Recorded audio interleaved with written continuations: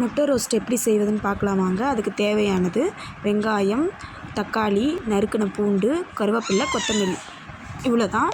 ஒரு கடாயில் அடுப்பில் எடுத்து வச்சுட்டு நல்லா எண்ணெய் ஊற்றி சூடு பண்ணிக்கோங்க. எண்ணெய் சூடானதும் அதில் கொஞ்சம் கடுகு போட்டு நல்லா பொரித்து எடுத்துக்கோங்க.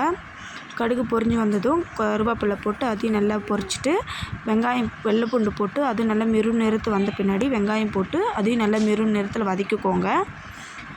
வெங்காயம் நல்லா மெரூன் நிறத்தில் வந்துடுச்சு. இப்போ தக்காளி போட்டு தக்காளி நல்லா வதக்கிட்டு மிளகாத்தூள், மஞ்சத்தூள், தனியாத்தூள், தேவையான அளவு உப்பு இதையும் போட்டு நல்லா பச்சை வாசனை போகிற அளவு நல்லா வதக்கிட்டு பச்சை வாசனை போன உடனே முட்டையை போட்டு அதையும் நல்லா பரட்டிக்கோங்க.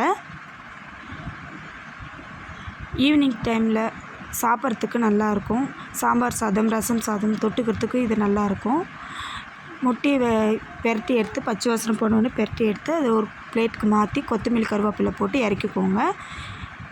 இதில் எந்த சாப்பாட்டுக்கும் தொட்டுன்னு சாப்பிட நல்லாயிருக்கும், சாஃப்டாக இருக்கும். ட்ரை பண்ணி பாருங்கள். பாய்.